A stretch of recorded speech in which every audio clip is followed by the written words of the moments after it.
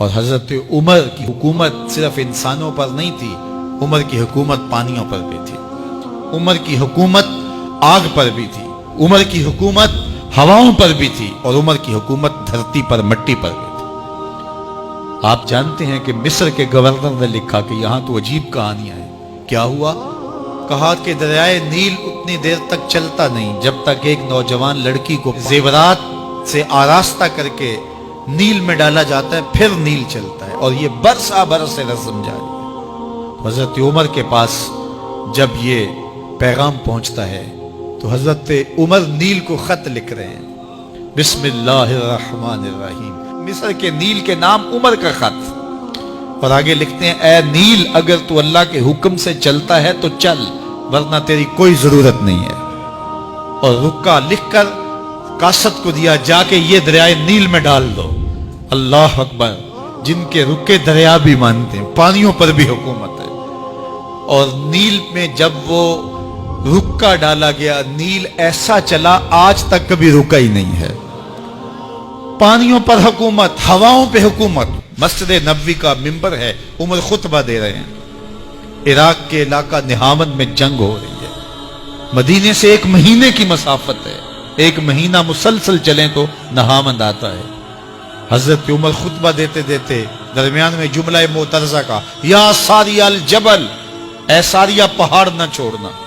لوگ حیران ہیں کیا ماجرا ہوا کہ ہم سے مخاطبہ ہے، ساریہ نہاوند میں ہے اور کہا ساریہ پہاڑ نہ چھوڑنا۔ 1 مہینے کے بعد جب وہاں سے قاصد آیا، اس نے کہا اللہ نے فتح دے دی۔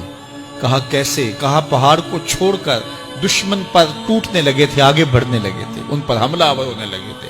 اچانک عمر کی آواز آتی، پہاڑ کو نہیں چھوڑنا، کیونکہ اگر ہم پہاڑ کو چھوڑ دیتے دشمن پیچھے سے حملہ آور ہونے کے لیے تیار کھڑا تھا۔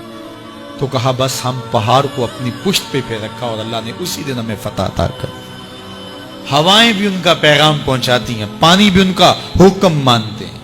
اس زمانے میں فائر بریگیڈ سسٹم نہیں تھا، لیکن ایک آگ بڑھتی آ رہی ہے شہر کی طرف۔ لوگوں نے حضرت عمر کو بتایا، امیر المومنین، آگ پھیلتی آگے بڑھتی چلی آ رہی ہے اور شہر کو اپنے قابو میں لینے والی ہے۔ عمر اپنی چادر اتارتے ہیں اور حضرت تمیم داری کو دیتے ہیں، کہا یہ چادر لے جاؤ اور ایسے ایسے کرو، آگ پیچھے بھاگتی چلی جائے گی۔ تو چادر ہلاتے جاتے ہیں حضرت تمیم داری اور آگ پیچھے بھاگتی چلی جاتی۔ مٹی بھی حکم مانتی ہے۔ ایک لونڈی کھڑی رو رہی ہے راستے میں، کہا تجھے کیا ہوا؟ کہا ٹھوکر لگی، میرا تیل زمین میں بہہ گیا، میری مالکہ بڑی سخت ہے، وہ مجھے کہے گی تم نے یہ کیا کیا۔ عمر درہ زمین پہ مارتے ہیں، فر الارض الم عادل علیک، زمین عمر نے تیری چھاتی پہ عدل نہیں کیا؟ تو عمر کے ہوتے ہوئے اس کا تیل پی جائے؟ زمین تیل باہر نکال دیتی ہیں، فرماتے ہیں ڈال لے اپنے برتن میں۔ تو یہ عمر کے ان کا حکم مٹی بھی مانتی ہے، ان کا حکم ہوائیں بھی مانتی ہیں، دریا بھی مانتے ہیں، ان کا حکم پانی اور آگ بھی مانتی ہے۔ وہ عمر، میرے حضور فرماتے ہیں ان الشیطان یفر من ذل عمر، میرا عمر وہ ہے جس کے سائے کو دیکھ کے شیطان بھی بھاگ جاتا ہے۔